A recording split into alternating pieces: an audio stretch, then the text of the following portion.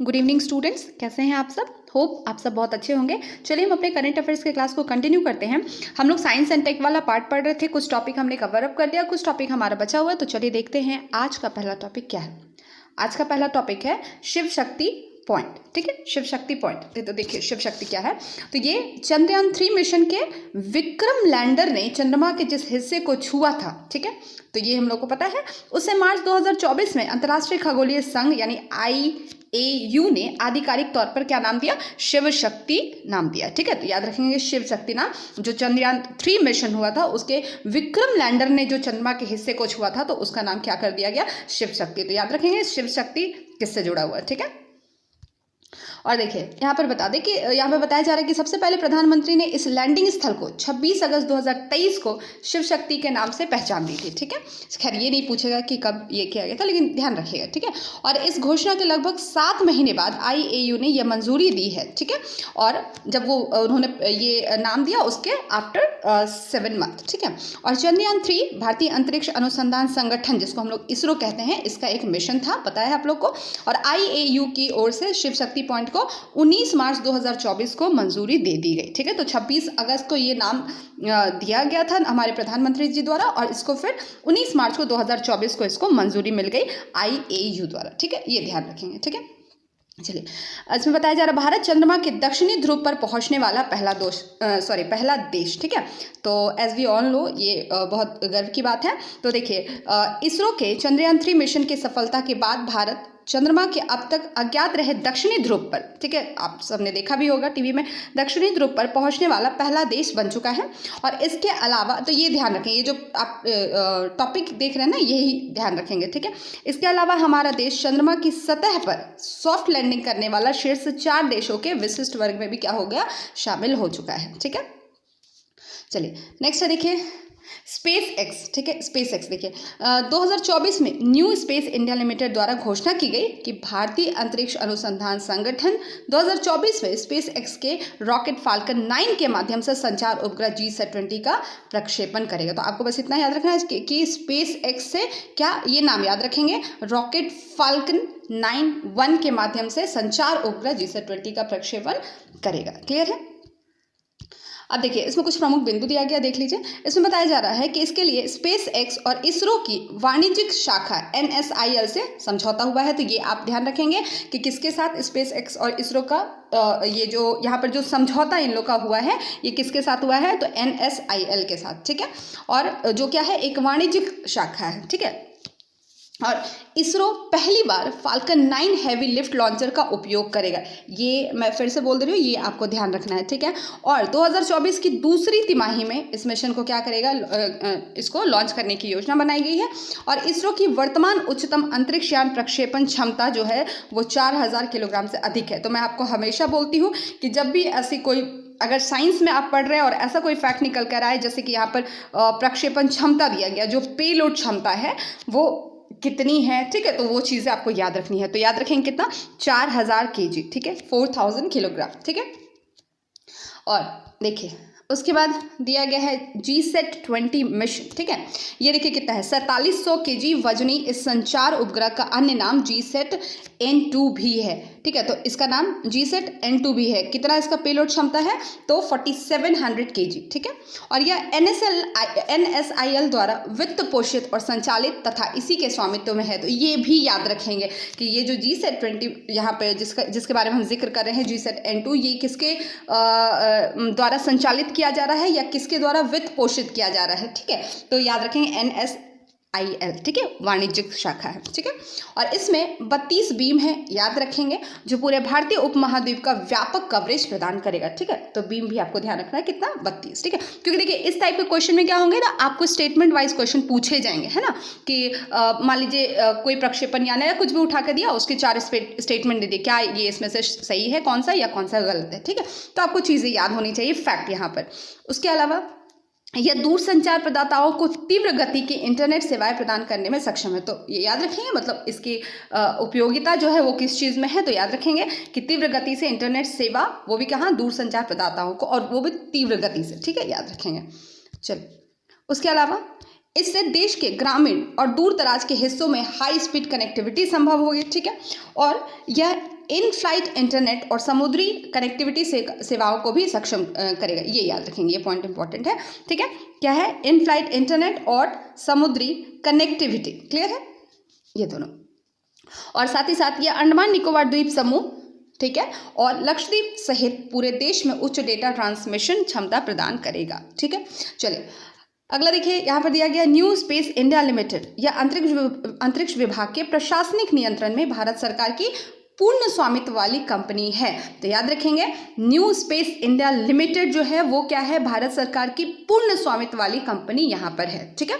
और इसकी स्थापना कब हुई थी? तो याद रखेंगे 6 मार्च 2019 को, और यह इसरो की क्या है? इसरो की क्या है? वाणिज्यिक शाखा है, क्लियर है। अब देखिए नेक्स्ट दिया गया है इसमें कि इसका उद्देश्य भारतीय उद्योगों को अंतरिक्ष से संबंधित उच्च प्रौद्योगिकी गतिविधियों को शुरू करने में सक्षम बनाना, क्लियर है।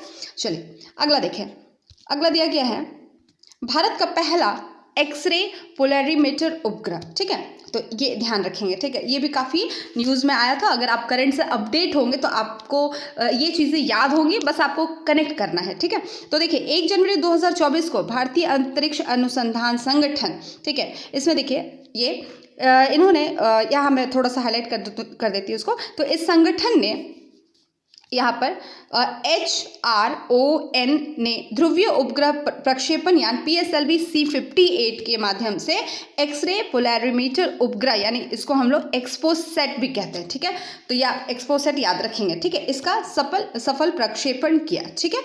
और इसे आंध्र प्रदेश के श्रीहरिकोटा से लॉन्च किया गया, ठीक है। तो ये भी याद रखेंगे कि इसको लॉन्च कहाँ से किया गया? तो श्रीहरिकोटा, ठीक है, ये याद रखेंगे क्योंकि इस टाइप के सवाल पूछते हैं, ठीक है। और ये याद रखेंगे PSLV C58 के माध्यम से, ठीक है। एक्सरे पोलैरिमीटर उपग्रह बोले या फिर आप एक्सपोसेट बोले, ठीक है। सेट मतलब सैटेलाइट, उसी को शॉर्ट में बोलते हैं यहाँ पर, ठीक है।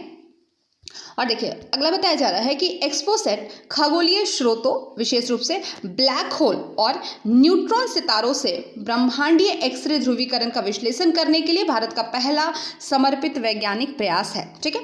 और भारत अब USA के बाद दूसरा देश है जिसने इस उद्देश्य के लिए एक विशेष खगोल विज्ञान वेधशाला तैनात की है, ठीक है। तो याद रखेंगे आफ्टर USA, ठीक है। नेक्स्ट देखिए, नेक्स्ट है मिशन गगनयान के लिए क्रू एस्केप सिस्टम का परीक्षण, ठीक है। मिशन गगनयान के लिए क्या है?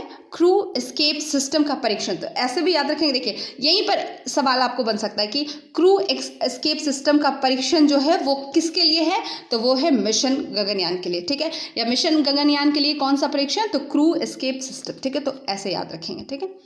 चलिए आगे देखते हैं। इसमें बताया जा रहा है कि 21 अक्टूबर 2023 को भारतीय अंतरिक्ष अनुसंधान संगठन इसरो ने अपने संभवतः 2025 तक भेजे जाने वाले गगनयान मिशन के उद्देश्यों को पूरा करने के उद्देश्य से flight test vehicle abort mission नामक सिस्टम और प्रक्रियाओं की श्रृंखला का पहला सफल परीक्षण किया, ठीक है। तो 2025 तक भेजे जाने वाली गगनयान मिशन के उद्देश्यों को क्या पूरा करने के लिए क्या किया? तो ये नाम आप याद रखेंगे, flight test vehicle abort mission, TVD-1 नामक सिस्टम और प्रक्रियाओं की श्रृंखला का ये पहला परीक्षण किया गया, ठीक है।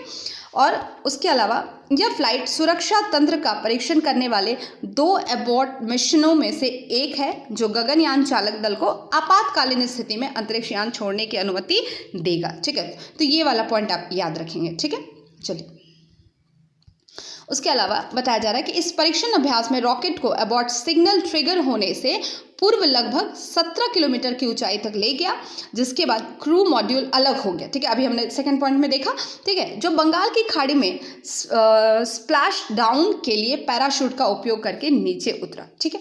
और देखिए इसरो ने 2024 में मानव रेटेड LVM-3 रॉकेट का उपयोग करके एक पूर्ण क्रू मॉडल परीक्षण उड़ान आयोजित करने की योजना बनाई है, ठीक है। और हालांकि TVD-1 मिशन के लिए इसरो ने एक कम लागत वाला परीक्षण वाहन विकसित किया था जो विशेष रूप से विभिन्न प्रणालियों के मूल्यांकन हेतु डिजाइन किया गया था, ठीक है। चलिए अगला देखिए, अगला है आदित्य L1। तो देखिए लगभग आपको साइंस टेक में बहुत सारे टॉपिक ऐसे मिल जाएंगे जो आप हर दिन अगर पढ़ रहे हैं, अगर आपने पढ़ा हो तो आपको वो सारे टॉपिक मिल जाएंगे, है ना। देखिए आदित्य L1 क्या है?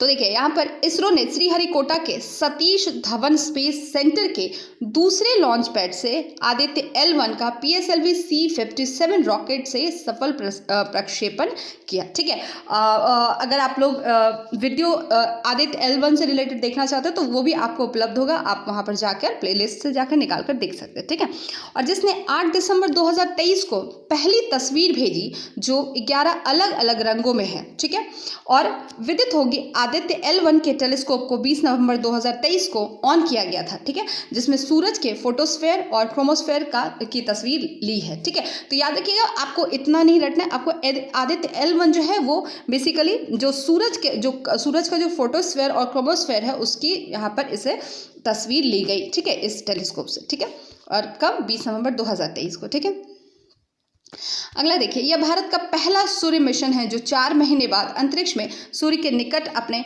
हेलो कक्षा L1 पर सफलतापूर्वक स्थापित हो जाएगा। ठीक है, तो ये किस तरह से काम किया ये यहाँ पर तो मैंने नहीं बताया, लेकिन मैंने इसको बताया है तो आप जाकर इसको पढ़ सकते हैं। ठीक है, अब देखिए यहाँ पर बताया जा रहा है पृथ्वी और सूर्य के बीच 5 लैग्रेंजियन बिंदु, जिसको पार्किंग क्षेत्र बोलते हैं, पार्किंग क्षेत्र ये इसका टेक्निकल नाम है, जहां पहुंचने पर कोई वस्तु वहीं रुक जाती है। ठीक है, और विदित हो, इसलिए मैंने बोला कि आप उस वीडियो को जरूर देखिएगा क्योंकि ये सब चीज़ें मैंने विस्तारित होकर वहां पर बताई है। ठीक है, और बताया जा रहा है कि भारत के इस सूर्य मिशन को आदित्य L1 नाम इसलिए दिया गया क्योंकि यह पृथ्वी से 15 लाख किलोमीटर दूर लैग्रेंजियन पॉइंट L1 में रहकर अपने अध्ययन कार्य को अंजाम देगा। ठीक है, और उसके अलावा इस मिशन का उद्देश्य सूर्य के असाधारण कोरोना के रहस्यों को उजागर करना और आदित्य L1 का उद्देश्य कोरोनल मास इंजेक्शन यानी कि CMI सहित सूर्य की गतिविधि के विभिन्न पहलुओं को क्या करना है? उजागर करना है। ठीक है, उसके अलावा बताया जा रहा है कि यह पृथ्वी के निकट अंतरिक्ष पर्यावरण की भी निगरानी करेगा और अंतरिक्ष मौसम पूर्वानुमान मॉडल को क्या करेगा? सटीक बनाने में ये अहम साबित होगा। क्लियर है? चलिए अगला देखिए, अगला है नेविगेशन सैटेलाइट NVS-1। ठीक है, नेविगेशन सैटेलाइट NVS-1। ठीक है, 29 मई 2023 को इसरो ने श्रीहरिकोटा से GSLV F10 रॉकेट के जरिए सेकेंड जनरेशन नेविगेशन सैटेलाइट, जिसको NVS कहते हैं, को सफलतापूर्वक लॉन्च किया। तो याद रखिएगा इसको जो लॉन्च किया गया तो वो कहाँ से? याद रखेंगे श्रीहरिकोटा से। किस रॉकेट के जरिए? तो GSLV F10। ठीक है, इसके जरिए।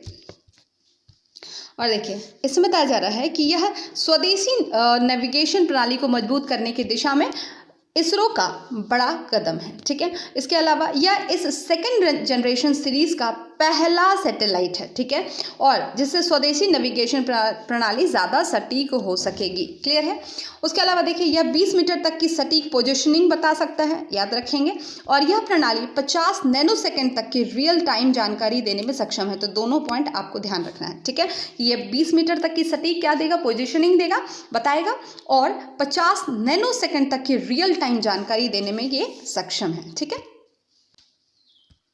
तो देखिए दुनिया का कुछ प्रमुख नेविगेशन सिस्टम है तो हम लोग उसको देख लेते हैं कौन कौन सा है। तो अमेरिका का GPS, रूस का ग्लोनास, यूरोपीय संघ का गैलीलियो, चीन का बाइडू। ठीक है, और चलिए हो गया। उसके अलावा चलिए अब हम देखते हैं अगला है चंद्रयान 3। ठीक है, चंद्रयान 3 23 अगस्त 2023 को भारत ने चंद्रमा के दक्षिणी ध्रुव पर सॉफ्ट लैंडिंग कराकर इतिहास रच दिया, जो कि हमारे भारत के लिए बहुत ही एक प्राउड वाला मोमेंट था। ठीक है, गौरवान्वित करने वाला मोमेंट था। ठीक है, और विदित हो कि भारत दक्षिणी ध्रुव पर सॉफ्ट लैंडिंग करने वाला पहला देश है। हमने अभी पीछे टॉपिक में भी देखा, तो ध्यान रखेंगे। ठीक है, और चंद्रयान 3 का लैंडिंग स्थल शिव शक्ति पॉइंट के नाम से जाना जाएगा। ठीक है, और जो हमने बोला जिसको अब अथॉरिटी भी दे दी गई है। और इसके साथ ही 23 अगस्त को चंद्रयान 3 की चंद्रमा पर सफल लैंडिंग के उपलक्ष्य में भारत में राष्ट्रीय अंतरिक्ष दिवस मनाया जाएगा। ये भी ध्यान रखेंगे। ठीक है, अब देखिए दक्षिणी ध्रुव एक ऐसा क्षेत्र है जिसकी पहले कभी खोज नहीं की गई थी, चूंकि भारत क्या है? पहला है यहाँ पर इसकी खोज करने वाला। और इस मिशन का उद्देश्य सुरक्षित और सहज चंद्र लैंडिंग, रोवर गतिशीलता और अंतःस्थानीय वैज्ञानिक प्रयोगों का प्रदर्शन करना था। ठीक है, और देखिए 14 जुलाई 2023 को इसरो ने LVM-3M4 रॉकेट के जरिए श्रीहरिकोटा के SDSC यानी सतीश धवन अंतरिक्ष केंद्र से चंद्रयान 3 को लॉन्च किया। तो ये आप ध्यान रखेंगे, ठीक है, जिसका कुल वजन ये भी याद रखेंगे लगभग कितना 3900 kg था, ठीक है। और देखिए इसमें बता दें कि 2008 में चंद्रयान 1 और 2019 में चंद्रयान 2 मिशन के बाद यह मिशन चंद्रयान 3 भारत का तीसरा चंद्र अन्वेषण मिशन है। तो आपको इसका इतिहास भी याद रखना है, 2008 में पहला, 2019 में दूसरा और ये तीसरा, ठीक है। और भारत अब यानी कि 2023 में भारत अब संयुक्त राज्य अमेरिका, रूस और चीन के बाद चंद्रमा पर सफलतापूर्वक लैंडिंग करने वाला चौथा देश बन गया। हमने पिछले पॉइंट में भी पिछले टॉपिक में भी ये देखा, ठीक है। और बता दें कि 2019 में चंद्रयान 2 मिशन के लैंडिंग में विफलता के बाद चंद्रयान 3 ने सफल लैंडिंग की और चंद्रमा पर उतरते समय नियंत्रण और संचार खो देने के कारण चंद्रयान 2 का विक्रम लैंडर चंद्रमा की सतह पर क्या हो गया, क्षतिग्रस्त हो गया था, ठीक है। इसके बारे में बताया जा रहा है इतिहास इसका। उसके अलावा दिसंबर 2023 में चांद की कक्षा के चक्कर लगा रहे चंद्रयान 3 के प्रोपल्शन मॉड्यूल को पृथ्वी की कक्षा में लाकर इसरो ने एक और बड़ी कामयाबी हासिल की, ठीक है। और इस अनूठे प्रयोग से इसरो ने न केवल पूरी दुनिया को अचंभित कर दिया बल्कि यह भी साबित कर दिया कि अंतरिक्ष के क्षेत्र में यह समय किसका है, भारत का है, ठीक है। और देश ने इसके जरिए चंद्रमा पर भविष्य में भेजे जाने वाले मिशन को वापस लाने की क्षमता भी क्या की है, हासिल कर ली है, ठीक है। चलिए अगला, ये हमारा साइंस टेक वाला पोर्शन जो था, जो अंतरिक्ष वगैरह तो सब हमने कंप्लीट कर लिया। और अगला जो टॉपिक हमें पढ़ना है वो अधोसंरचना, परिवहन एवं ऊर्जा, ठीक है। इसमें पहला टॉपिक देख लेते हैं हम लोग। पहला टॉपिक है राजगीर में खेल विश्वविद्यालय, ठीक है, राजगीर में खेल विश्वविद्यालय, ठीक है। तो आपको याद होगा, अगर आप शुरू से करंट अफेयर्स में जुड़े हैं तो आपको बहुत सारे टॉपिक ऐसे मिल जाएंगे जो हम जब बिहार का करंट अफेयर पढ़ रहे थे तो वो भी हम पढ़ चुके हैं। तो यहाँ पर भी ये भी टॉपिक हमने पहले पढ़ा हुआ है, ठीक है। तो आपको ईजी होगा यहाँ पर, ठीक है। तो अगर आप कंटिन्यू है तो बिहार के मुख्यमंत्री ने राजगीर में खेल विश्वविद्यालय का उद्घाटन किया, ठीक है। और राजगीर में एक खेल अकादमी, खेल परिसर और खेल विश्वविद्यालय का निर्माण किया गया, ठीक है। इसलिए हम लोग जिस टॉपिक को पढ़ चुके हैं उसको फटाफट से निकालते चलेंगे क्योंकि समय भी बहुत कम बचा है। और यह देश का पहला ऐसा खेल स्थल है जहां एक ही स्थान पर खेल परिसर और खेल विश्वविद्यालय है, ठीक है। चोटों के इलाज के लिए खेल परिसर में क्या है, एक अस्पताल का भी निर्माण कराया गया, सब कुछ पता ही होगा आपको। और इस खेल परिसर में 24 प्रकार के इंडोर और आउटडोर खेलों को खेलने की क्या है, सुविधा दी गई है। और इसमें देश की दूसरी सबसे बड़ी खेल लाइब्रेरी है, ठीक है। ये भी खेल लाइब्रेरी है देश की सबसे दूसरी, ठीक है। और विदित हो कि देश के सबसे बड़े खेल लाइब्रेरी राष्ट्रीय खेल संस्थान पटियाला में है, ठीक है। तो याद रखेंगे कि अगर यहाँ पे बिहार का जिक्र हो रहा है तो आप याद रखेंगे, चूंकि बिहार दूसरे नंबर पर है तो पहला कौन है, पटियाला, ठीक है। लेकिन आपको मेनली ये याद रखना है, चूंकि आप बिहार का एग्जाम देने जा रहे हो तो वहाँ से सवाल ज़्यादा पूछे जाएंगे, ठीक है। अगला देखिए, अगला है प्रयागराज, वाराणसी और गोरखपुर का सोलर सिटी के रूप में होगा विकास, ठीक है। तो देखिए प्रयागराज, वाराणसी और गोरखपुर, ठीक है। इसमें देखिए प्रदेश सरकार ने प्रयागराज, वाराणसी और गोरखपुर तीनों नाम आप ध्यान रखेंगे, ठीक है, तीनों यूपी में, ठीक है। प्रयागराज, वाराणसी और गोरखपुर महानगर को भी सोलर सिटी के रूप में क्या किया जाएगा, विकसित किया जाएगा, ठीक है। और बुंदेलखंड और विंध्य क्षेत्र में सौर ऊर्जा के उत्पादन की सबसे अधिक संभावनाएं हैं। और सीएम ने हाल ही में बांदा में स्थापित 70 मेगावाट के अवाडा सोलर पावर प्रोजेक्ट का उद्घाटन किया। और इस प्लांट का संचालन यूपी वैश्विक निवेश सम्मेलन के दौरान प्राप्त हुए निवेश प्रस्ताव के धरातल पर उतरने को बेहतर प्रमाण है, ठीक है। खैर इसको हम लोग उतना ये नहीं है। इसके माध्यम से 400 से ज़्यादा लोगों को रोजगार प्राप्त होगा। बुंदेलखंड की तरह अगाड़ा ग्रुप प्रदेश के दूसरे क्षेत्रों में भी परियोजनाएं शुरू करने की संभावना यहाँ पर तलाश रही है, ठीक है। तो आपको उतना नहीं रटना, ये सब नहीं ध्यान देना, आपको बस ये याद रखना है कि कौन कौन सा प्रयागराज, वाराणसी और गोरखपुर को क्या बात की जा रही है, सोलर सिटी के रूप में विकसित करने की बात की जा रही है या इसका निर्णय लिया गया है। क्लियर है। चलिए देखिए यूपी में सोलर पावर पार्क, अब देखिए सोलर एनर्जी को प्रोत्साहित कर रही है, जैसे हमने वहाँ पे देखा अभी, वो भी यूपी से ही रिलेटेड था ये भी। तो देखिए सोलर एनर्जी को प्रोत्साहित कर रही प्रदेश सरकार की पहल पर असर दिखने लगा है। सिर्फ शहर ही नहीं बल्कि गांव तक सोलर एनर्जी को पहुंचाने का प्रयास किया जा रहा है। इसी क्रम में बुंदेलखंड रीजन को सौर ऊर्जा का हब बनाने के लिए सोलर पावर पार्क का विकास भी किया जा रहा है। तो ये आप ध्यान रखेंगे कहाँ पर, बुंदेलखंड रीजन में क्या सोलर पावर पार्क का विकास किया जा रहा है, ठीक है।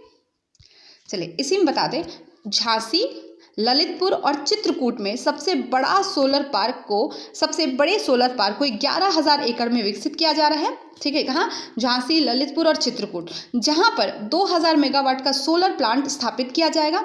और जालौन में सोलर पावर पार्क से 1200 मेगावाट, कानपुर देहात में 75 मेगावाट और कानपुर शहर में 35 मेगावाट। ठीक है, तो गांव में 75 और शहर में 35 मेगावाट बिजली का उत्पादन होगा।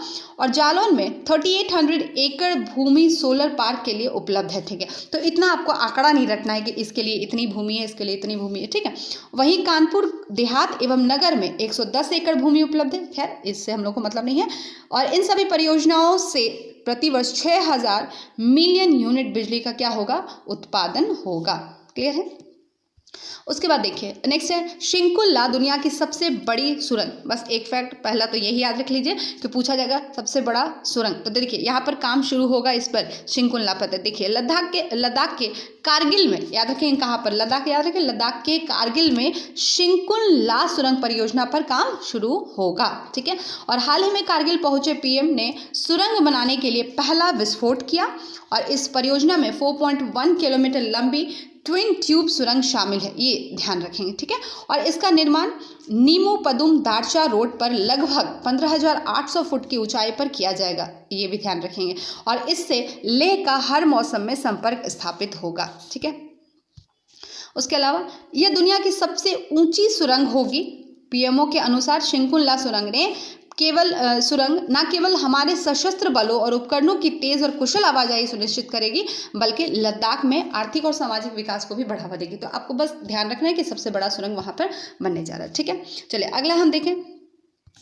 अगला है भारत पश्चिम एशिया यूरोप आर्थिक गलियारा। ठीक है, तो देखिए 50वां G7 शिखर सम्मेलन हाल ही में इटली के अपुलिया के फसानो शहर में आयोजित किया गया। ठीक है, पहला तो आप याद रखेंगे कि G7 शिखर सम्मेलन कितना? तो 50वां। ठीक है, कहाँ पर? तो इटली के अपुलिया के फसानो शहर में। पूरा डिटेल में याद रखेंगे, इटली के अपुलिया के फसानो शहर में, क्योंकि कुछ भी पूछ सकता है। ठीक है, और 7 औद्योगिक देशों के समूह G7 ने, ये तो पता है आपको, G7 ने भारत पश्चिम एशिया यूरोप आर्थिक गलियारे जैसे ठोस बुनियादी ढांचे के प्रस्तावों को बढ़ावा देने के लिए प्रतिबद्धता जताई है। ठीक है, तो आपको वो पहला 2 लाइन आपको ध्यान रखना है। ठीक है, उसके अलावा G7 शिखर सम्मेलन के अंत में जारी विज्ञप्ति ने इस महत्वपूर्ण आर्थिक गलियारे का जिक्र किया है।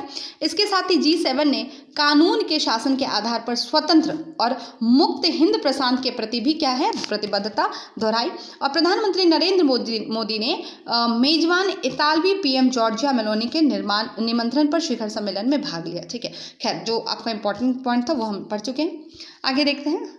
इसमें कहा गया कि हम गुणवत्तापूर्ण बुनियादी ढांचे और निवेश की खातिर परिवर्तनकारी आर्थिक गलियारा विकसित करने के लिए प्रमुख परियोजनाओं जैसे Lobito corridor, Luzon corridor, middle corridor और भारत पश्चिम एशिया यूरोप आर्थिक गलियारे को बढ़ावा देंगे। ठीक है, और भारत पश्चिम एशिया यूरोप आर्थिक गलियारा परियोजना के तहत सऊदी अरब, भारत, अमेरिका और यूरोप के बीच एक विशाल सड़क, रेल मार्ग और पोत परिवहन तंत्र की परिकल्पना भी की गई है, ताकि एशिया और पश्चिम के बीच क्या हो? एक कनेक्टिविटी सुनिश्चित की जा सके। ठीक है, नेक्स्ट देखिए नालंदा विश्वविद्यालय का उद्घाटन। ये भी हमने पढ़ा है। देखिए हाल ही में प्रधानमंत्री द्वारा नालंदा विश्वविद्यालय परिसर को औपचारिक उद्घाटन किया गया। ठीक है, और यह बिहार के राजगीर में स्थित 455 एकड़ में फैला हुआ है। यह स्थल इसी के नाम से प्राचीन बौद्ध मठ के खंडरों से केवल 12 किलोमीटर दूर है। ठीक है, और गुप्त वंश के सम्राट कुमार गुप्त ने 5वीं शताब्दी के प्रारंभ में आधुनिक बिहार में 427 ईस्वी में नालंदा विश्वविद्यालय की स्थापना की थी। तो आपने ये पढ़ा होगा, है ना। उसके अलावा देखिए एंशिएंट हिस्ट्री आपने पढ़ा होगा, तो यह याद रखेंगे। ठीक है, क्योंकि देखिए नालंदा विश्वविद्यालय यहाँ पर बहुत ज़्यादा दिया नहीं, बस ये दिया गया कि इसका उद्घाटन किया गया। हम इसके बारे में डिटेल में पढ़ चुके हैं बिहार करंट अफेयर्स में। ठीक है, अगला देखिए नामरूप थर्मल पावर स्टेशन। 14 जून 2024 को असम के मुख्यमंत्री हेमंत बिस्वा शर्मा ने डिब्रूगढ़ जिले के नामरूप थर्मल पावर स्टेशन के परिसर में 25 मेगावाट की सौर ऊर्जा की आधारशिला रखी। ठीक है, इस परियोजना की। ठीक है, और यह असम पावर जनरेशन कॉर्पोरेशन और ऑयल इंडिया लिमिटेड के बीच एक संयुक्त उद्यम है। और इस परियोजना से सालाना कितना? 50 मिलियन यूनिट बिजली का उत्पादन होगा। इसका निर्माण जुलाई 2025 तक पूरा होने की उम्मीद है। क्लियर है। उसके बाद देखिए, इस परियोजना से सालाना 50 मिलियन यूनिट बिजली का उत्पादन होगा और इसका निर्माण जुलाई 2025 तक पूरा होने की उम्मीद है। ठीक है, अच्छा हमने देख लिया इस पॉइंट को, वही पॉइंट रिपीट हो गया। ठीक है, अगला देखिए, अगला है पीएम श्री पर्यटन हवाई सेवा। 13 जून 2024 को एमपी सरकार ने पर्यटन स्थलों की कनेक्टिविटी को बेहतर बनाने के लिए क्या किया?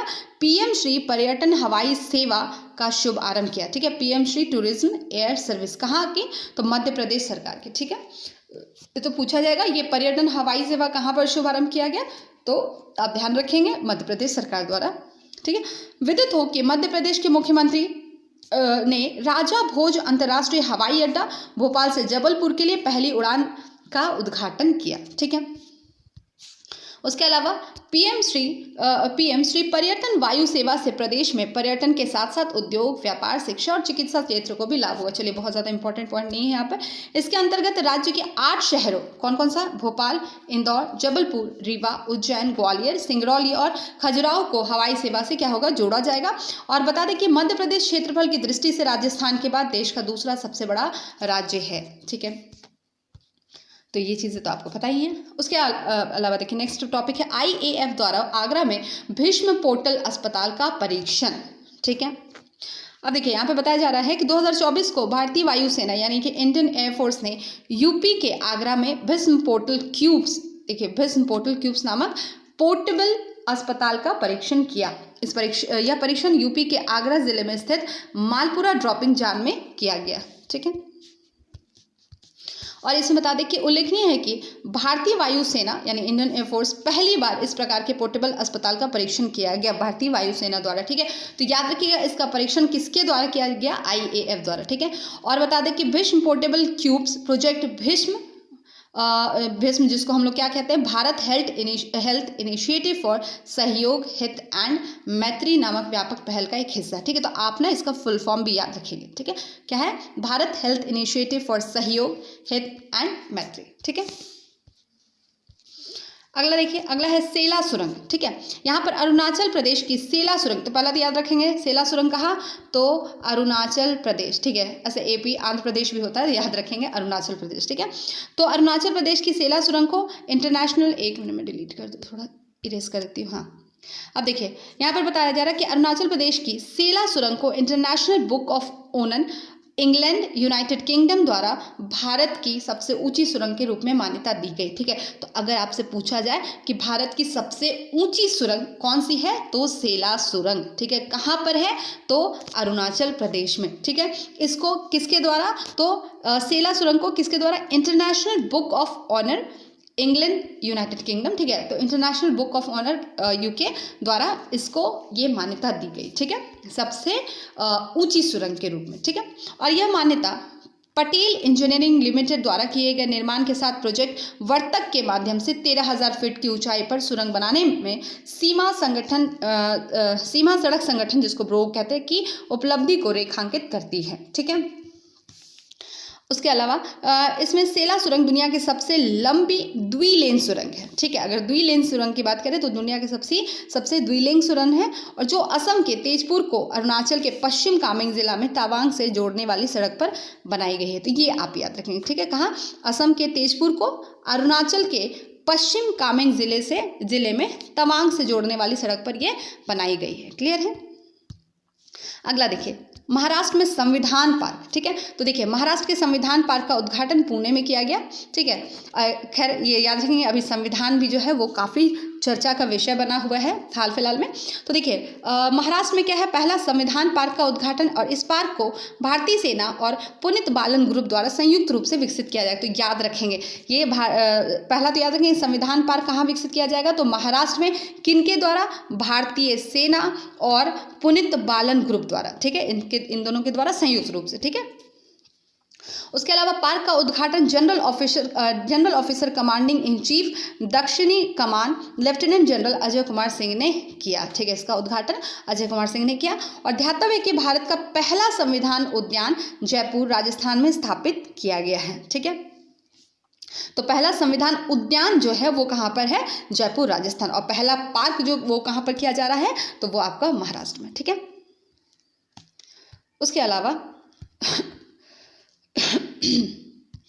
उसके अलावा बता दें कि भारतीय संविधान को 26 नवंबर 1949, एक ऐसा फैक्ट जिसको हर किसी को पता होना चाहिए, इस दिन संविधान सभा द्वारा अपनाया गया और 26 जनवरी 1950 को क्या हुआ, लागू हुआ। ये क्वेश्चन पूछता भी बहुत है और स्टूडेंट्स फंसते भी है, याद रखिएगा, फंसिएगा नहीं, ठीक है। लागू 1950 में हुआ था, ठीक है। चलिए नेक्स्ट देखें हम, छत्तीसगढ़ में पहली फ्लोटिंग सौर परियोजना, ठीक है, छत्तीसगढ़ में पहली फ्लोटिंग सौर परियोजना। यहाँ पर भिलाई स्टील प्लांट यानी बीएसपी द्वारा हाल ही में की गई घोषणा के अनुसार उसके द्वारा अपने कार्बन पदचिह्न में सुधार के लिए मरोदा वन जलाशय, ठीक है, मरोदा वन रिजर्वायर में छत्तीसगढ़ की पहली 15 मेगावाट फ्लोटिंग सौर परियोजना की स्थापना की जाएगी। क्लियर है। और छत्तीसगढ़ में स्थित भिलाई स्टील प्लांट सरकारी स्वामित्व वाली स्टील अथॉरिटी ऑफ इंडिया की सहायक कंपनी है। क्लियर है। और यह सोलर प्लांट राज्य के दुर्ग जिले में स्थापित किया जाएगा। क्लियर है। चलिए अगला देखते हैं हम, भारत विश्व का तीसरा सबसे बड़ा सौर ऊर्जा उत्पादक, याद रखेंगे, भारत विश्व का तीसरा सबसे बड़ा सौर ऊर्जा उत्पादक, ठीक है। 8 मई 2024 को अंतर्राष्ट्रीय ऊर्जा विश्लेषण एजेंसी एम्बर, एक मिनट इसको मैं थोड़ा इरेज कर दूं, ठीक है। 8 मई 2024 को अंतर्राष्ट्रीय ऊर्जा विश्लेषण एजेंसी एम्बर ने वैश्विक विद्युत समीक्षा 2024 यानी कि ग्लोबल इलेक्ट्रिसिटी रिव्यू 2024 नामक रिपोर्ट जारी की। किसने जारी की, तो इसने।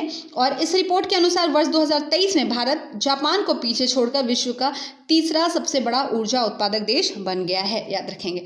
और इसमें बता दें कि 2023 में जापान के 110 बिलियन यूनिट की तुलना में भारत 2023 में 113 बिलियन यूनिट सौर ऊर्जा उत्पन्न की, तो इसलिए ये जापान को पीछे छोड़ते हुए तीसरे नंबर पर आ चुका है, ठीक है। उसके बाद देखिए नेक्स्ट है, दुनिया का सबसे बड़ा नेट जीरो कैंपस, राजगीर के व्यवहारगिरी की तलहटी में बना अंतर्राष्ट्रीय नालंदा विश्वविद्यालय का कैंपस विश्व का सबसे बड़ा नेट जीरो कैंपस है, ठीक है। तो याद रखेंगे, राजगीर के व्यवहारगिरी की तलहटी में बना और यह 8.3 किलोमीटर लंबी दीवार से घिरा है। कुल 455 एकड़ के पर्यावरण अनुकूल हरित कार्बन तटस्थ टिकाऊ परिसर का निर्माण अंतर्राष्ट्रीय मानकों के अनुरूप कराया गया है। और नेट जीरो का मतलब यह है कि जो भी कार्बन उत्सर्जन होता है उसे उतनी ही मात्रा में वायुमंडल से बाहर निकालकर संतुलित किया गया है, ठीक है। तो इसलिए ये नेट जीरो कैंपस, ठीक है। अगला है लचित बोरफुकन की 125 फुट प्रतिमा का अनावरण। अब देखिए 9 मार्च 2024 को प्रधानमंत्री ने पूर्वी असम के जोरहाट में अहोम जनरल लचित बोरफुकन की 125 फुट की कांस्य प्रतिमा का अनावरण किया, ठीक है। और 16.5 एकड़ में फैले इस क्षेत्र को एक पर्यटन स्थल के रूप में विकसित किया जा रहा है। और लचित बोरफुकन की इस प्रतिमा की नींव फरवरी 2022 में पूर्व राष्ट्रपति रामनाथ कोविंद ने रखी थी। क्लियर है। और इसमें बता दें कि लचित बोरफुकन अहोम साम्राज्य ठीक है, अहोम साम्राज्य के एक प्रसिद्ध सेना कमांडर थे, ठीक है। और उन्होंने 1671 की सरायघाट की लड़ाई में उनके नेतृत्व के लिए जाना जाता है उन्हें, और जिसने राजा राम सिंह प्रथम के नेतृत्व में शक्तिशाली मुगल सेना द्वारा असम को वापस लाने के प्रयास को विफल कर दिया था, इसलिए यहाँ पर यह बनाया गया, ठीक है। अगला देखिए उत्तर प्रदेश का पहला ग्लास स्काई वॉक ब्रिज, ठीक है। तो देखिए अप्रैल 2024 में यूपी के चित्रकूट जिले के तुलसी जलप्रपात के प्रदेश का पहला ग्लास स्काई वॉक ब्रिज बनाया गया है। और इस ब्रिज का निर्माण वन और पर्यटक विभाग ने गाजीपुर के पवन सुत कंस्ट्रक्शन कंपनी से करवाया है, ये ध्यान रखेंगे।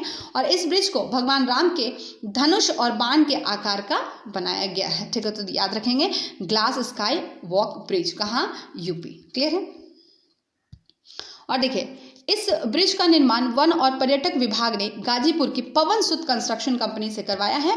और इस ब्रिज को भगवान राम के धनुष और बाण के आकार का बनाया गया है। तो ये भी पूछ सकता है कि भगवान राम के धनुष और बाण के आकार का यहाँ पर कौन सा ब्रिज बनाया गया, ठीक है। और धनुष और बाण के आकार से बने ब्रिज में खाई की ओर बाण जिसकी लंबाई 25 मीटर है, जबकि दोनों पिलर के बीच धनुष जिसकी चौड़ाई 35 मीटर है। क्लियर है। और देखिए इस ब्रिज की भार क्षमता कितनी है, प्रति वर्ग मीटर में 500 kg, ठीक है। चलिए अगला देखिए हम, अगला है भारत का पहला वर्टिकल लिफ्ट ब्रिज, ठीक है। तो देखिए भारतीय रेल मंत्रालय के अनुसार भारत की मुख्य भूमि को रामेश्वरम द्वीप से जोड़ने वाला भारत का पहला vertical lift rail bridge Pamban बहुत जल्द ही परिवहन के लिए शुरू हो जाएगा। नाम याद रखिएगा, पंबन, ठीक है, पता।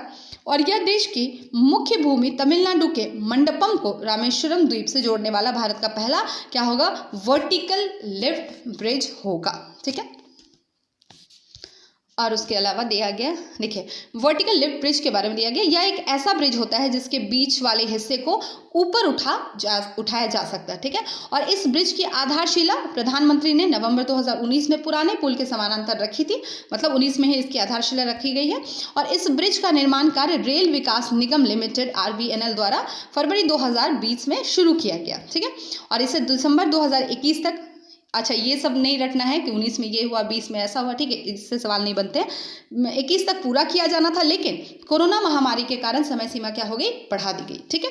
और इस पुल की लंबाई ध्यान रखेंगे 2.5 किलोमीटर, और यह मौजूदा पुल से 3 मीटर ऊंचा है, जो समुद्र तल से 22 मीटर की नेविगेशन एयर क्लियरेंस प्रदान करता है, ठीक है। तो चलिए आज तक के लिए इतना ही, फिर नेक्स्ट क्लास में मिलेंगे कुछ नए टॉपिक के साथ। तब तक के लिए thank you, have a nice day.